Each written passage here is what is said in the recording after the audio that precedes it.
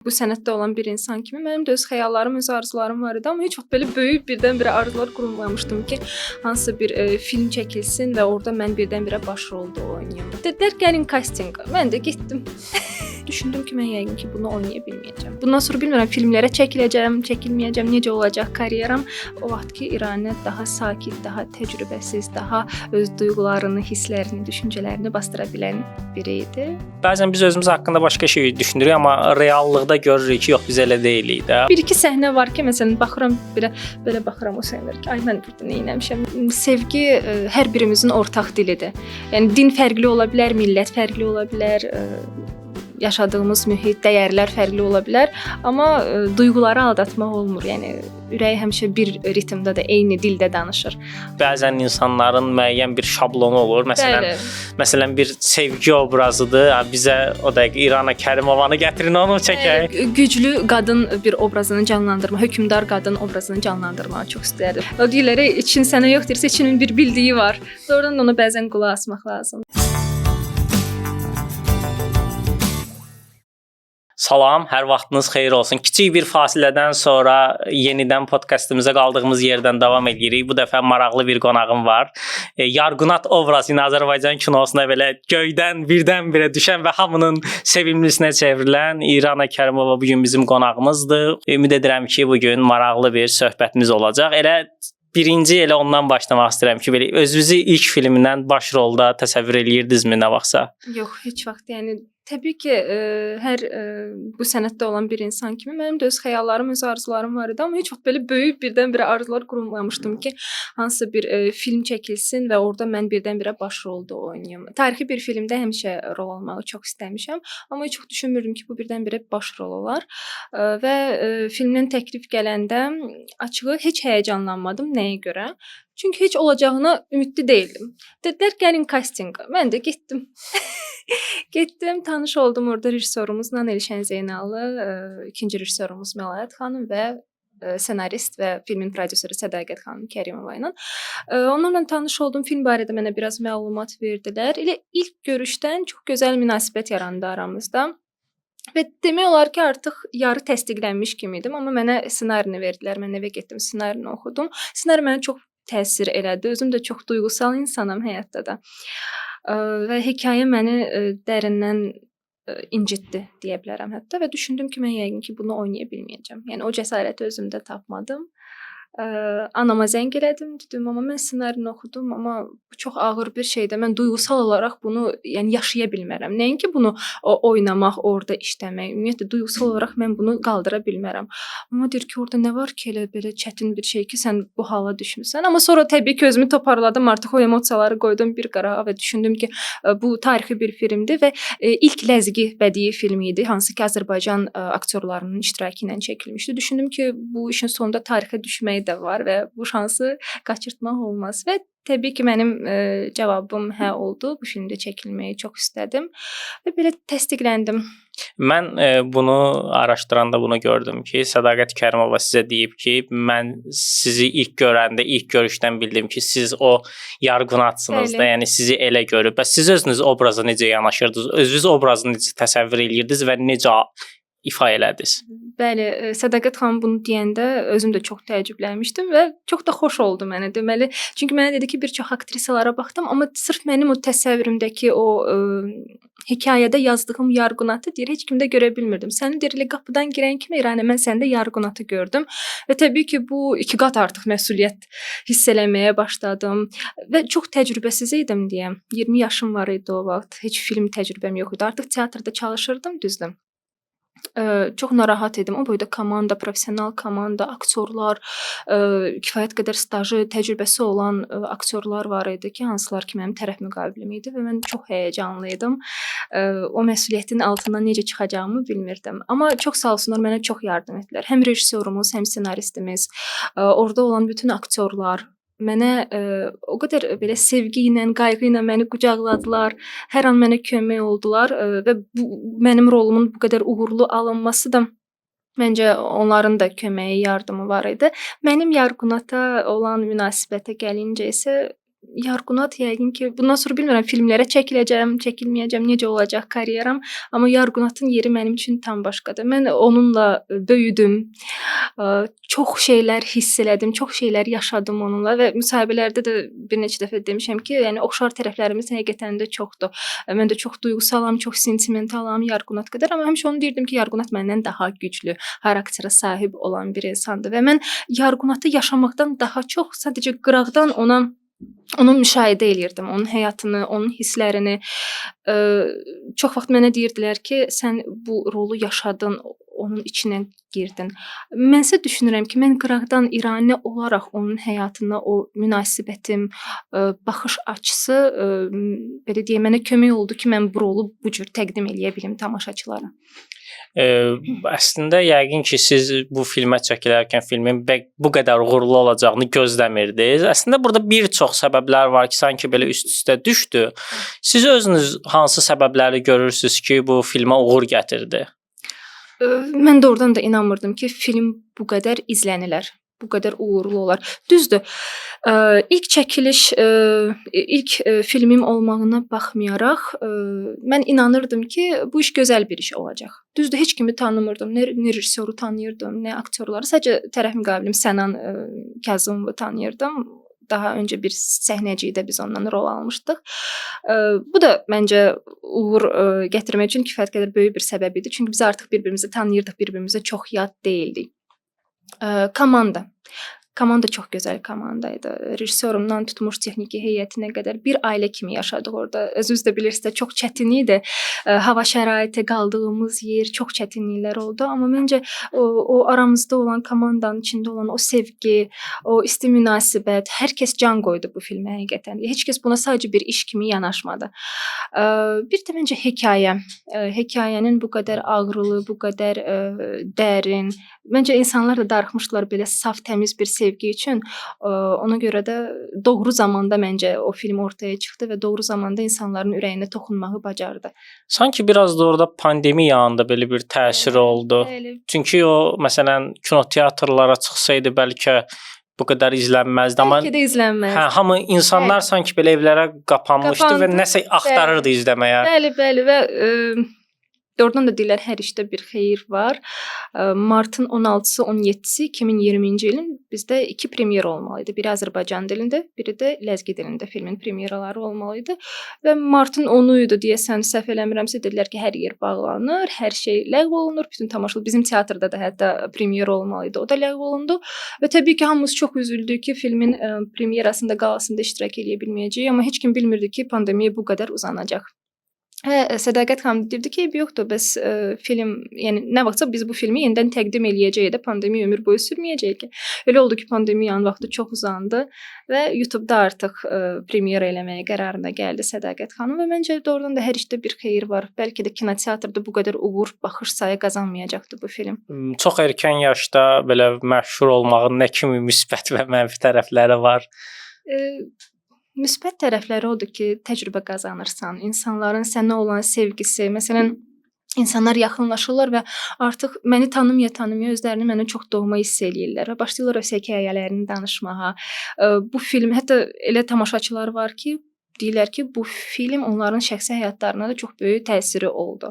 Valideynləri izləyib bu filmi və bir xanımın Dağıstandan mənə yazmışdı ki, bir sevdiyim var və ailəm məni ona vermirdi. Bu filmi izləyəndən sonra sanki qorxdular, narahat oldular öz balaları üçün və münasibətimizə icazə verdilər və bunun kimi bir neçə hekayələr var idi. Və bu da təbii ki, çox xoşdur. Deməli, bizim işimiz əbəs yerə olmadı. Bu sadəcə bir film kimi çəkilib qırağa qoyulmadı. Bu insanların həyatında müsbət bir rol oynadı bu iş. Mənfi tərəfləri, çünki çox mənfi tərəfləri var. Yox, çox xoş bir şeydir. Nə yalan deyim, insanlar tərəfindən sevilmək, tanınmaq, dediyim kimi insanlar özlərini çox doğma hiss edirlər. Mənfi tərəf bircə nə ola bilər? Artıq hər yerdə insan özünü belə deyək də qorumağa çalışırsan ki, insanlar məni tanıya bilərlər. Biraz sakit olum, çox gülməyim, çox bərkdən danışmayım filan. Birdən məni tanıyarlar. Hətta bir rejissorumuz var idi, Elvin Mirzoyev. Mən bir tamaşada ondan işləyirdim. O bizə həmişə deyirdi aktyorlara ki, siz heç vaxt bilə bilməzsiniz sizi nə vaxt, hansı şəraitdə necə tanıya bilərlər. Ona görə hər zaman deyir, çox diqqətli olun və onun sözü mənim qulağımda sırğı oldu. Özünüzlə bayaqlarda söhbət zamanı bunu vurğuladınız ki, Yarğunatla aranızda oxşar məqamlar var. Hansı ki, məsələn deyirsiniz ki, həssassınız. Bəs indi geriyə dönüb baxanda obrazla aranızda olan hansı məqamları görürsüz ki, düşünürsüz ki, mən də eləyəm, məndə də bu var imiş. Çəkiliş vaxtı 5-6 il öncə olduğuna görə o vaxtki İranə daha sakit, daha təcrübəsiz, daha öz duyğularını, hisslərini, düşüncələrini bastıra bilən biri idi. Amma Yarğunat elə biri deyildi. O sona qədər öz prinsiplərinə sadiq qaldı. Öz doğrularına sadiq qaldı və onu heç kim yolundan döndərə bilmədi. Bəlkə də 5-6 il əvvəlki İranəni öz prinsiplərindən geri döndərmək ola bilərdi. Amma indiki İranə məncə Yarğunata daha çox yaxındır. Çünki mən indi də özümdə bunu tərbiyə eləməyə çalışıram ki, özümə və öz prinsiplərimə sadiq qalmağı bacara bilim. Bir növ obraz sizin şəxsi həyatınıza da təsir edir. Tərbiyələndirdi belə deyim məni. Elədir. Çünki bəzən biz özümüz haqqında başqa şey düşünürük, amma reallıqda görürük ki, yox biz elə deyilik də. Ona görə bəzən istəyirsən ki, onu dəyişəsən. O baxımdan maraqlıdır. O dediyiniz kimi əslində bilinir ki, bu film soyuq aylarda çəkilib, oktyabrda çəkilib. Bəs bu soyuqdan əlavə hansı belə çətinliklərlə üzləşmisiniz və ya hansısa səhnədə bir çətinlik olub, belə bir hadisə olubmu? Bir səhnə var idi. Buna çətinlik deməzdik əslində, belə gülməli bir məqam alındı. Nərdivan səhnəsi haradakı Yarmət gəlir Yarğunata deyir ki, bəs nə olub sənə, səni neçə vaxtdır görmürəm. O deyir ki, mənə Osmana verirlər. Deyir gəl qaçaq falan. Orada çox duygusal bir səhnə olmalıdır və o kadrlar çəkiləndən sonra indi bizim krupnalarımız çəkilməlidir. Sənan ki çəkildi. Mən Sənana kömək elədim. İndi mənimkilər çəkilməyə gələndə Sənan başladı məni güldürməyə. Və mən obrazdan tamamilə çıxdım və çox soyuqdu. Bütün komanda da orada tir-tir əsir ki, tez çəkək, qutaraq gedək evimizə də gecənin bir vaxtıdır. Belə bir maraqlı bir məqam yaşanmışdı. Sonra onun necə oldu? Onu necə çəkdiniz? Sənan güldürmə, rejissor deyir ki, Sənan İranəni çıxartma obrazdan, qoy özünə gəlsin. Adətən aktyorlar buna deyir ki, mənə padaça ver, yəni mənə kömək elə. Bəli. Amma o təbii ki, gülmək üçün olan bir məqam idi təbii ki. Sonra çəkiliş vaxtı mənim sırğam itmişdi. Şəxsi sırğam idi, amma çəkiliş üçün istifadə olunan bir sırğa idi. Yəni onun bir hissəsi çəkilmişdi, o birisi hissəsini çəkməyə davamiyyət olmalı idi. Sırğanı indi hamı düşüb, bütün komanda çölükdə sırğanı axtarırdı. Tapa bilmədik o sırğanı. Sonra ləçə ilə qulaqlarımı bağladıq ki, onlar görsənməsin. Belə maraqlı məqamlar. Çox çətinliklər çəkmədim, nə yalan deyim. Tək çətinlik orada olan o soyuq idi, soyuq şərait idi. Deyəsən soyuq günəş həqiqətən də soyuqda çəkiblər ki, belə o günəşin soyuqluğu hiss olunsun. Əslində maraqlıdır. Mən onu hiss elədim ki, orada bəzi məqamlarda, amma o ağqara olmağı xüsusilə orada məncə biraz işə yarayıb ki, o hiss olunmur. Bəli. Yəni o sanki bir yaz ayları, yay ayları təəssüratı bağışlayır. Bir də məsələn siz özünüzün bəyəndiyiniz hansı səhnəniz var filmdə? Filmdə hansı səhnə belə çox bəyənirsiniz? Aha. Sırf özümün səhnəsi. Özünüzün hansı səhnəniz? Bunu mən çox yaxşı oynamışam. Burada nə yaxşı olub bu? Belə bir səhnə yoxdur deyim ki, çox yaxşı oynamışam. Amma bir səhnə var idi ki, mənim ilk çəkiliş günüm idi. Səhər belə yüngül bir səhnə çəkilmişdi. Axşam da artıq planı mənə veriblər ki, axşam bu səhnədir. Yarğunatın Sona ilə olan dialoqudur. Duygusal səhnədir, ağır bir səhnədir və mənim üçün ilkdir. Və mən başa düşürəm ki, mən orada ağlamalıyam, o duyğuları ötürməliyəm. Fikirləşirəm ki, mən bunu necə eləyəcəm. Çəkiliş gəlib məni tir-tir əsirəm. Heç kimə heç şey demirəm. Təbii ki, o həyəcanı içimdə yaşayıram. Elə oldu ki, rejissorumuz Elşən Zeynalov məni çəkdi qırağa və bir söhbət elədim mənə ilə. Bəlkə özü də artıq unudub bunu, məndən nə danışdığını, amma mən heç vaxt unutmayacağam. Bəzi şeylər mənə danışdı. Bilmirəm bunu bilə-bilə elədi ki, mən bu obraza girəm. Yoxsa təsadüfənmi oldu? Yəni birinci mənlə obraz haqqında danışdı təbii ki və obrazdan sonra və onun bir hekayə yadına düşdü, onu mənə danışdı. Və o hekayə mənə o səhnədə çox kömək elədi. Nə idi o hekayə? Onu danışa bilmərəm çünki şəxsi bir məqam idi. Yəni mənə aid olan bir şey də deyildi. Ona görə onu danışa bilmərəm. Amma mənim ömür boyu Belə ümumi cizgiləri ilə deyə bilərsinizmi ki, nə barəsində? Yarğunatın həyatına bənzər Aha. bir həyat danışdı mənə, tanıdığım bir insan haqqında. Və göz yaşları onda sel oldu. Mən Sizdə yoxsa Məndə mənə çox təsir elədi və artıq motoru veriləndə Məlahət xanımla son obrazını canlandıran aktrisa biz üzbəüz oturmuşuq. Başladıq artıq məşq eləməyə, sonra motor veriləndən sonra mənə dedi ki, Rani sən neynədin? Sən neynədin? Mən dedim ki, Eşən müəllim mənə çox kömək oldu. Rejissor düzgün yönləndirib sizi. Və nəyə gətirirəm bu sözümü? O səhnəni mən çox gözləyirdim. Mənə çox maraqlı idi. Bir dənə orada əmin idim ki, bu səhnəni doğrudan da yaxşı oynamış ola bilərəm. Səhnəni çox gözləyirdim filmdə izləməyi və filmdə görürəm ki, o səhnəni kəsiblər. Çox belə uzun bir dialoqdan balaca bir dialoq qalıb. Çünki xronometraj çox uzun idi. Filmdə bir çox səhnələr kəsilmişdi. Biraz orada məyus oldum ki, yəni istədiyim kimi belə izləyə bilmədim o səhnəni. Ümumiyyətlə rejissorların qabağında duran əsas tapşırıqlardan biri də bu xronometrajı kəsmək məsələsidir. Başqa elə səhnələr varmı ki, kaş bu səhnə bir səhnədə var idi.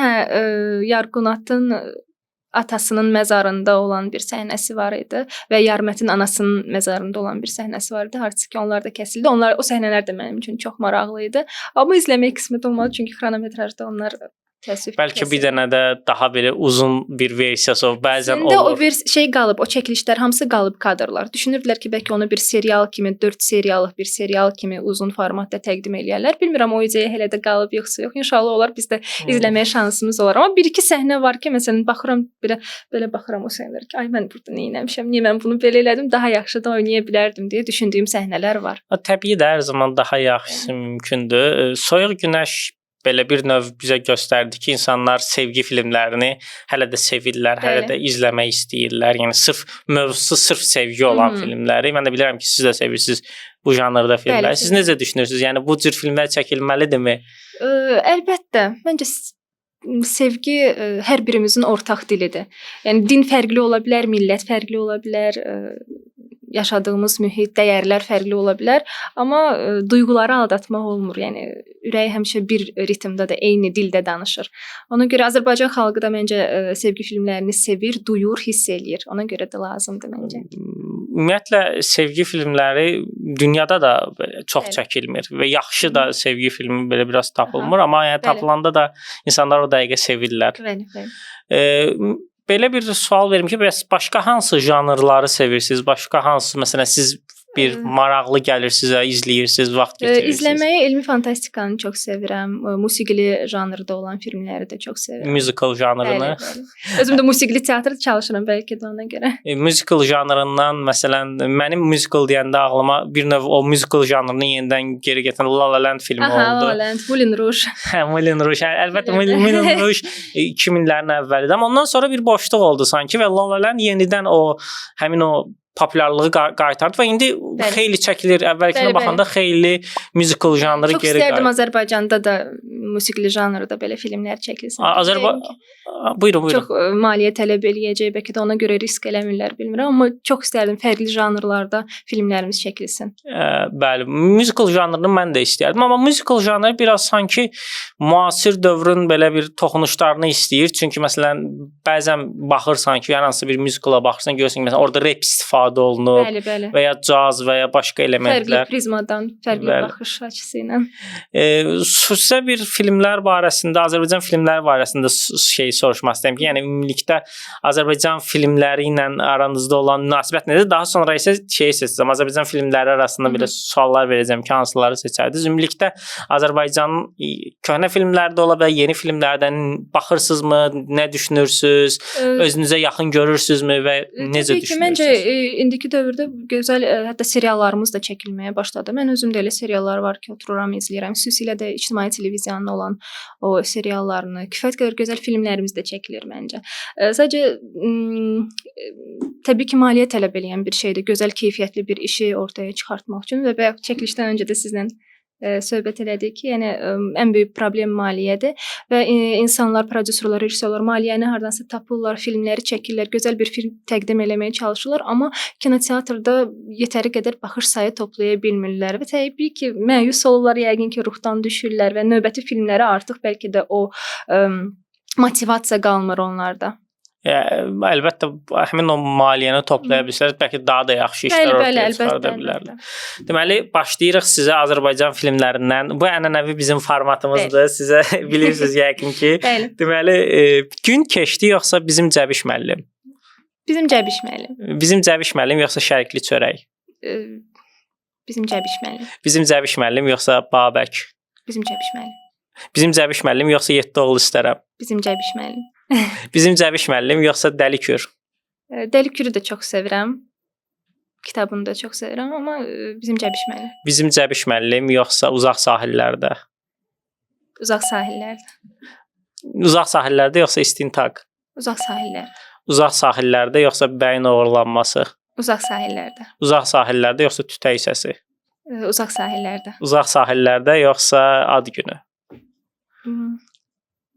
Uzaq sahillərdə. Uzaq sahillərdə yoxsa Uşaqlığın son gecəsi? Uşaqlığın son gecəsi. Balam üçün alma saxlamışam. Orada deyir, Uşaqlığın son gecəsi yoxsa Nəsimi? İkisi də çox gözəl. Nəsimi də çox gözəl filmdir, amma Nəsimi olsun, tamam. Nəsimi yoxsa Ögey ana? Necə çətin. Nəsimi. Bu sualları həmişə mənə verirlər. Mən də artıq insanlara verirəm. Nəsimi yoxsa Bir Cənub şəhərində? Nəsimi. Nəsimi yoxsa Ölsən bağışda? Ölsən bağışda.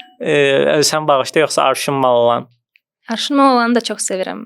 45-ci ildəki olan ilk film. Amma Ölsən bağışda. Ölsən bağışda. Sevgi filmi sizin. Amma səhif yerimdə. Bu maraqlı oldu mənə. Məsələn, bizim Cəbiş müəllimi bu qədər çox sevməyiniz nədən qaynaqlanır? Bilmirəm, çox yüngül, çox belə poetik bir dili var sanki o filmin. Həm yumor hissi var, həm orada o qədər duyğusal məqamlar var ki, yəni çox yüngül gedir sanki o filmi izləmək.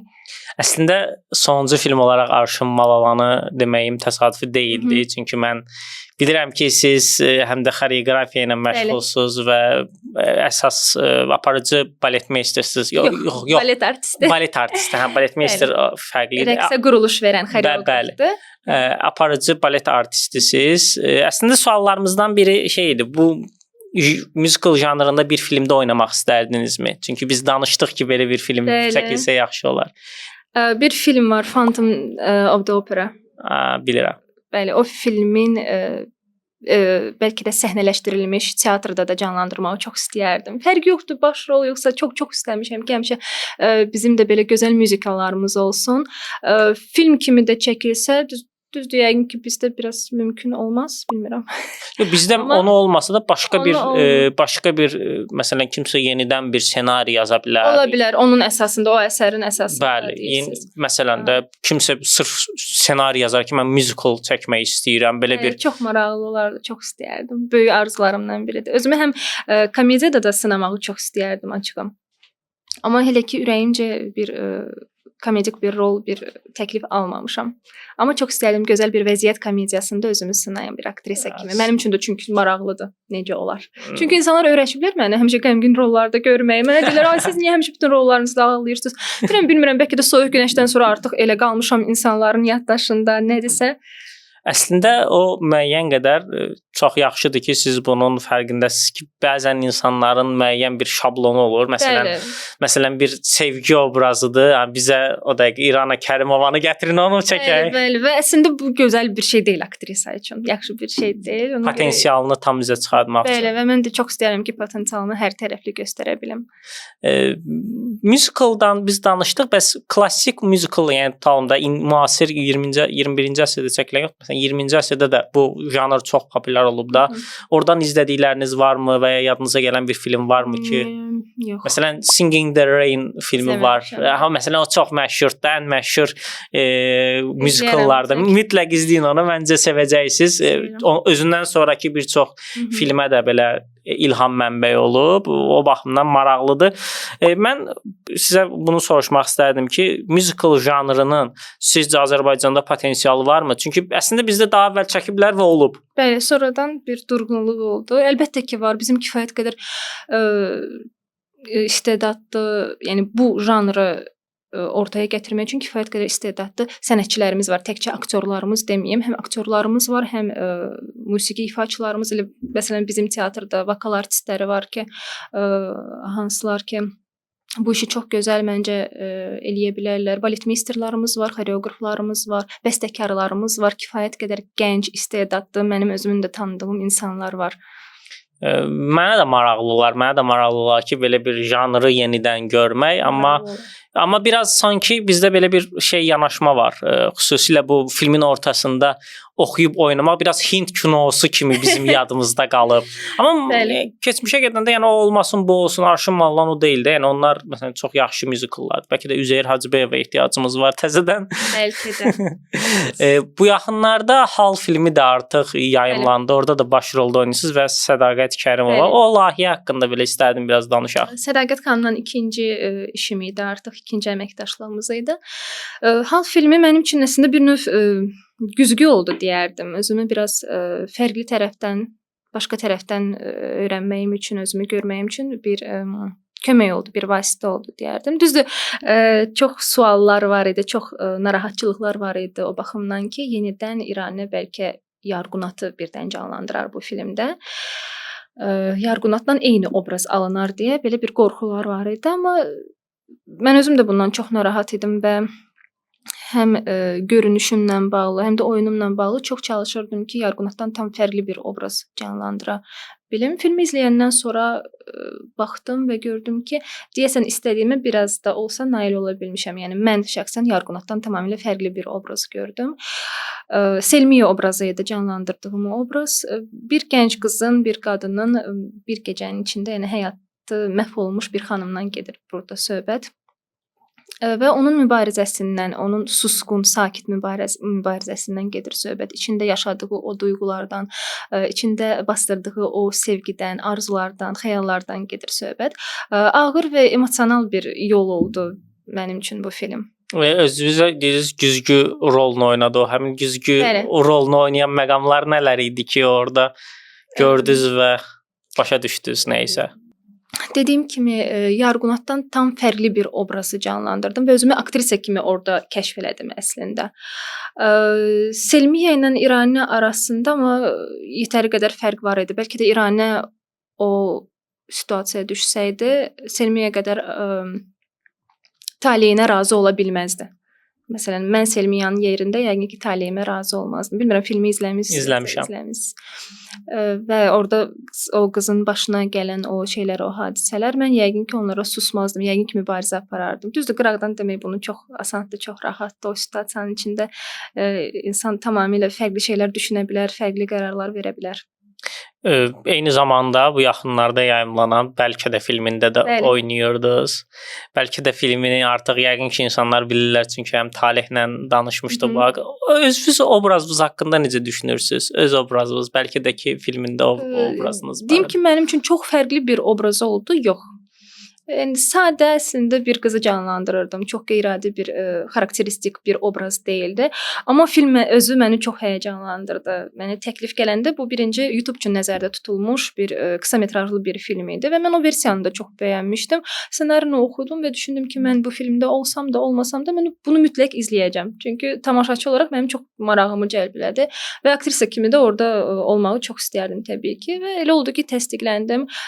Çox maraqlı bir film təcrübə oldu mənim üçün həqiqətən. Dediyim kimi obraz olaraq çox fərqli bir şey deyildi mənim üçün. Dediyim ki, obraz olaraq çox çətinlik çəkdim, yox. Amma film özü çox marağımı çəkdi. Çox fərqli bir təcrübə oldu mənim üçün. Komandamız hər zaman kimi, yəni hər zaman bunu vurğulayıram. Sadəcə söz xətrinə yox, doğrudan da komanda çox gözəl komanda idi. Hər kəs öz işini çox peşəkarcasına idarə eləməyi bacarırdı. Taleh ilə işləmək də mənim üçün maraqlı və fərqli bir təcrübə idi. İlk dəfə idi onunla işləyirdim. Orada müxtəlif zamanlara gedirsiniz və orada müəyyən şeylər dəyişir. Bəs sizin özünüzün marağında olduğu bir zaman dilimi varmı? Məsələn, tarixi hadisə varmı ki, məsələn, siz özünüz də istəyərdiniz ki, məsələn də həqiqi həyatda belə bir şansınız olsaydı, hansı zamana qayıtmaq istəyərdiniz? Həqiqi həyatda yəqin ki Srednyevekovye deyirlər, orta əsrlərə qayıtmaq çox istərdim. Həmişə o dövrün filmlərini də çox maraqlıdır, mən izləyirəm. O dövrə qayıdıb, amma sadəcə uzaqdan onu izləmək istərdim. Yəni o dövrdə yox, çox qorxardım. Çünki qorxulu bir dövr idi. Bir ara o serialları, filmləri çox izləyirdim və artıq yuxularıma girirdim. Yuxuda özümü o illərdə təsəvvür eləyirdim. Əsir düşmüsüz və əsir düşmüşəm. Həqiqətən də belə şeylər görürdüm. Meşədəyəm, görə məni izləyirlər. Əsir düşmüşəm, səhər məni öldürməlidirlər. Gözləyirəm. Belə artıq şeylər görməyə başlamışdım və artıq onu dayandırdım bir müddət. İzləməməyə davam elədim. Dediyim kimi qıraqdan müşahidə eləməyi, amma çox istərdim. O dövrdə insanlar necə yaşayırdılar, necə münasibət qururdular. Ümumiyyətlə ünsiyyət dili necə idi, bir-birlərinə müraciətləri necə idi o insanların. O mənə çox maraqlı idi. Biz Taleh Yüzbeyovu əksərən belə aktyor kimi tanıyırıq. Bəs rejissor Taleh Yüzbeyov sizə nə dedi və rejissor Taleh Yüzbeyovla işləmək necə bir hissdir? Çox maraqlı idi. Çox müşahidəçi insandır. Detallara çox fikir verir. Mən çox böyük zövq aldım onunla rejissor kimi işləməkdən. Tərəf müqabili olaraq da çox zövq aldım. Amma rejissor kimi işləməkdən nəyə görə zövq aldım? Bunu açıqlayım. Mən çox sevirəm ki, bir səhnənin üzərində bir neçə dəfə işləyək. Yəni mən bundan yorulmuram. Mən əksinə bundan bir belə mənəvi bir qazanc duyuram sanki. Bəslənirəm onunla və bəzi səhnələr var idi ki, xüsusən də mənim tək olan səhnələrim idi. Təliyə deyirdi ki, burada səni yoracam, burada səni incidəcəm. Dedim, heç bir problemi yoxdur, incidin, yorun. Mən əksinə bundan zövq alıram ki, yəni bir dəfədən, iki dəfədən o səhnə çəkilsə, mən sanki oradan bəslənə bilmirəm. Sanki ondan zövq ala bilmirəm. Mən istəyirəm ki, bir neçə dəfə çəkilsin, onun məşqləri bir neçə dəfə olsun, onu mənimsəyə bilim, ürəyimcə onu oynaya bilim. Bir səhnə də var idi. Əslində filmi izləyəndə çox ağır bir səhnə kimi gəlmirdi, amma biz onu çox bir günümüzü sadəcə o səhnəyə həsr elədik. Saat 9-dan yığışmışdıq və 6-ya kimi o səhnə, axşam 6-ya kimi bir dənə səhnəni çəkdik. Və o səhnədə mənim kadrlarım olanda bir 5-6 dəfə onu çəkdik. Bir yerdə izləyirdik. Tali bəzən icazə verirdi ki, mən də öz oyunuma baxım və izləyəndə Tali dedi ki, məndə okeydir. Mən çox sevdim, bəyəndim, qalsın İrani. Dedim, mən çox sevmədim, bəyənmədim. Bir də çəkə bilər və görürəm ki, komanda artıq yorğundur, hamı evinə getmək istəyir. Özü 14 fevral günü idi. Hamı qaçmaq istəyir oradan. Deyirəm, mən bir də istəyirəm. Deyir, onda deyir, çəkiliş qrupasına deyəcəm, İrani istəyir, öz adımı deməyəcəm. Dedim, yaxşı deyin, İrani istəyir. Bir dəfə də çəkdik və mənim çox ürəyimcə oldu. Dedi, səncə ürəyincədir? Deyirəm, məncə bu daha yaxşı oldu. Dedi, məncə də bu daha yaxşı oldu. Onda bəzən aktyorların yanaşması da dəyişir. Bəziləri istəyir ki, məsələn, ilk olan daha təbii olur. Bəziləri istəyir ki, yorulsun. Ümumiyyətlə rejissorlar da belədir. Bəziləri deyir ki, yox, elə birincidən nə aldım odur. Bəziləri deyir ki, o qədər aktyoru yorum ki, ondan o öz kimliyini belə vaz keçsin öz kimliyindən, belə xəmir kimi yoğurum da onu. O sizin dediyiniz kimidirsə, əgər o kimliyindən vaz keçirsə insan, o doğrudan da uğurlu alına bilər. Amma bəzən aktyor fiziki olaraq yorulursa, artıq oradan heç nə əldə eləmək olmur. Burada bizim bəxtimiz gətirib ki, Talih də çox sevirdi o şeyi də ki, bir neçə dəfə çəkilsin və mən də onu sevirdim. Mən o şeydən yorulan biri deyiləm əsla. Bəs özünüzü, indi danışdığımız obrazlar müəyyən qədər bir-birinə bənzər obrazlardır. Özünüzü xəyalınızda canlanan bir obraz varmı? Özünüzü necə bir obrazda görmək istəyərdiniz? Güclü qadın bir obrazını canlandırma, hökmdar qadın obrazını canlandırmağı çox istəyərdim. Məsələn, Fərhad və Şirin əfsanəsindən Məhmənə Banu obrazını canlandırmağı çox istəyərdim. Niyə görə güclü qadın? Bilmirəm, fərqli olardı mənim üçün yəqin. Həmişə belə ağlayan, emosional, həmişə döyülən, vurulan. Mən həmişə deyirlər, səni filmlərdə nə qədər vururlar, döyürlər, sənin nişanlının, ərin nə qədər olar. Əksinə indi bu tərəfimi göstərmək istəyərdim bir. Bir növ bəlkə də o bütün o vurulmağın, döyülməyin əvəzini çıxmaq. Məncə də ola bilər. Əslində bunları sual verməyim nədən qaynaqlanır? Ona görə ki, yəni biraz bəzən biz o insanları görürük. Məsələn də bəzən elə olur ki, aktrisa eyni obrazlarda görür. Amma başa düşmək lazımdır ki, bəzən bu aktrisanın özündən qaynaqlanan bir şey deyil. Bəli. Çünki yəni bunun qərar verən əksərən rejissor olur ki, mən bu aktrisanı bu rola olacaq. Ona görə buradan rejissorlara da səslənir ki, nəzərə alın. Həm də biz hər gün film təklifi almırıq da. Yəni Düzdür. hər gün film təklifi alsa, 100 dənə filmin içindən 2-sini, 3-ünü, 5-ini, 6-sını, 10-unu seçə bilərik. Amma biz zaten ildə 3-4 film təklifi alırıq və hər birinə zaten təsdiqlənmirik. Təsdiqlənsəm belə əgər öz içivə uyğun, yəni içivə sinmirsə, ürəyivə sinmirsə, ürəyin sənə yox bu sənlik deyil deyirsə, zaten artıq o işdə olmamağı tərcih edirsən. Bəs daha əvvəl imtina elədiyiniz layihələr olubmu? Olub. Necə layihələr idi? Məsələn, niyə imtina eləmisiniz? Məsələn, elə olub ki, bir kobud səslənəcək biraz. Səslənməz. Keyfiyyət baxımından məsələn sevmədiyim, bəyənmədiyim işlər olduğu üçün belə çox nazikcə demişəm ki, yox məndə alınmaz da işlərim var, başqa işlərim var, teatrla bir yerdə idarə eləyə bilməyəcəm, alınmaz. Amma elə də layihə olub ki, bir dəfə maraqlı bir layihə idi, ictimai televiziya layihəsi idi. Bir obraz var idi, orada mənə verdilər o obrazı. Mən oxudum, ssenarini, hər şeyi çox bəyəndim, amma dedim bu mən deyiləm. Yəni mən bunu yəqin ki, yetəri qədər gözəl canlandıra bilmərəm. Və imtina elədim. Əslində bir ürəyim qaldı orada, amma bir ürəyim bir tərəfimdə dedi ki, yox, eləmə. Necə bir obraz idi ki, dediniz mən deyiləm? Fərqli bir obraz idi. İranədən çox fərqli idi. Bəlkə də yenə də təcrübəm yox idi o vaxt, yaşımın çox az olduğu məqamlar idi. Bəlkə də ondan çəkindim, qorxdum. Yəni mənə çox uzaq və həyatda belə deyim, qəbul edə bilmədiyim, zaten həyatda da qəbul edə bilmədiyim bir obraz idi o. Yəni həyatda o tip insanları qəbul eləmirsiniz. Ona görə də dedim ki, əgər mən bu obrazı sevmirəmsə, yəqin ki, mən bunu canlandıra bilmərəm. Təbii ki, biz aktyor, aktrisa olaraqsa bu cinayətkarı da oynaya bilərik. Nə bilim, hər şey oynaya bilər. O demək deyil ki, biz pis insanlarıq. Yox, amma bilmirəm, sevə bilmədim obrazı. Amma belə bir inanc var ki, yaxşı obrazları oynamaq o qədər də yaxşı deyil. Nəinki pis obraz oynamaq. Amma o obraz pis obraz deyildi. Qətiyyən pis obraz deyildi. Və mən o şeyi izlədim. Layihəni izlədim. Başqa bir aktrisanın oyununu gördüm. Çox da sevdiyim bir aktrisa idi. Sonra sizə deyərəm, indi deməyim ki, layihənin adı bilinməsin, yəni gözəl səslənməz. Və gördüm ki, doğrudan da onu çox gözəl oynadı. Mən onun tam fərqli, tam mənfi yerlərini görmüşdüm o obrazın. Amma o onu o qədər gözəl canlandırdı ki, sevdirdi sanki tamaşaçılara. Yəni məncə zaman-zaman həm layihə xətrinə, həm də insanın özünə olan belə deyək, dürüstlüyünə və sadiqliyinə əgər fikir versək, məncə hansısa proyektlərdən zaman-zaman imtina eləməyi də bacarmalıyıq. Bəli. Əslində məsələn xaricdə olan aktyorların karyerasına baxdığınız zaman onların digərlərindən fərqləndirən elə onların rol seçimləri olur. Yəni ki, o aktyorun karyerasına baxırsan və görürsən ki, bu imtina etdikləri və çəkildikləri ilə yaddaşlarda qalır. Amma bu belə algılanmasın ki, mən mənfi obrazları oynamaq istəmirəm. Yox, çox istəyirəm mənfi obrazları da oynayım.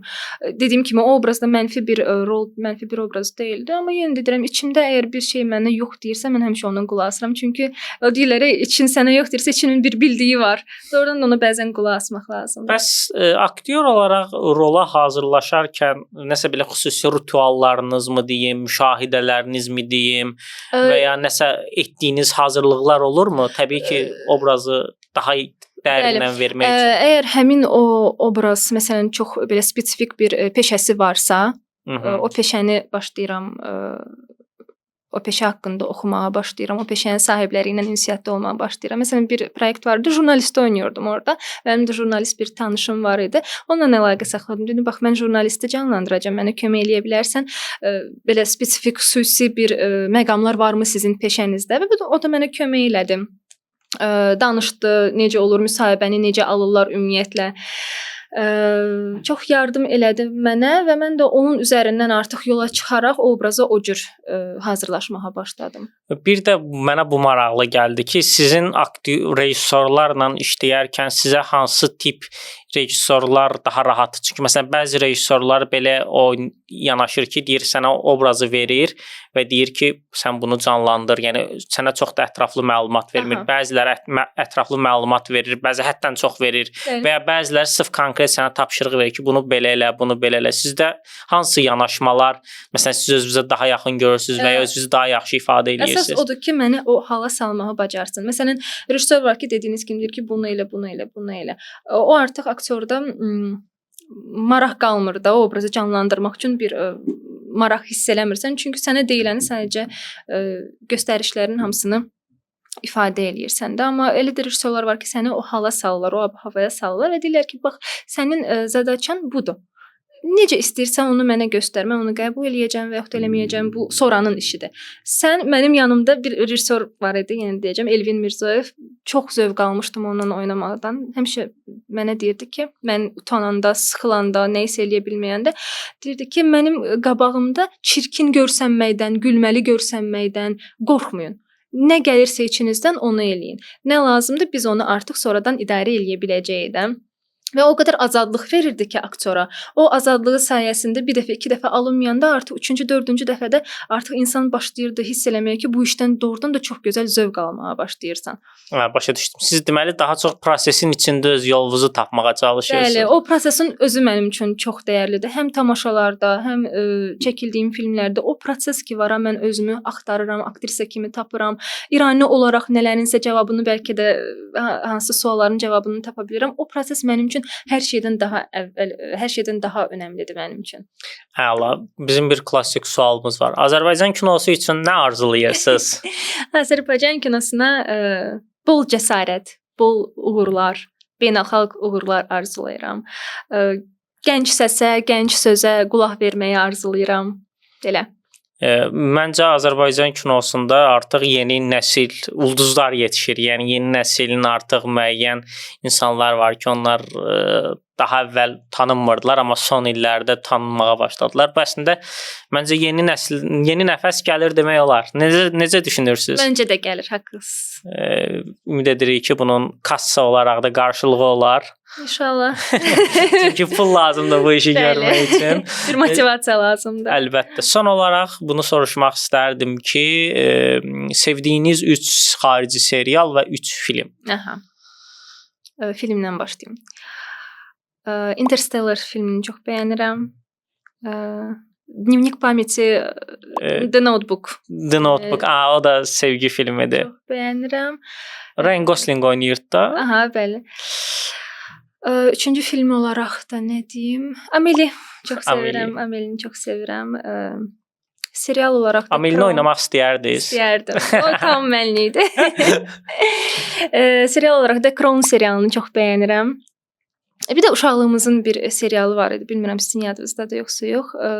10-cu Krallıq. Bəli, yadımdadır. ASTV-dən verirdilər. Bəli, yəqin ki mən 100 yaşında da olsam bu mənim ən sevdiyim birinci nömrəli serialım olacaq. Onu belə 2-3 ildən bir mütəmadi olaraq yenidən izləyirəm və bilmirəm bəlkə də uşaqlığım üçün darıxıram, ona görə də ola bilər. Üçüncü olaraq da tarixi serialları çox sevirəm. Məsələn, bir ara Tudorlarla bağlı bütün serialları, bütün filmləri izləyirdim. Tudorlar olsun. Tudorlar, qəşəng tarixi seriallar. Belə, yəni mənim bütün suallarım bitdi. Sizə vaxt ayırıb gəldiyiniz üçün təşəkkür edirəm bir daha. Mənim bütün suallarım tükəndi. Ümid edirəm ki, maraqlı bir söhbət oldu. Sizdən də öz düşüncələrinizi, fikirlərinizi gözləyəcəm. Özünüzə yaxşı baxın. Növbəti buraxılışlarda görüşənədək.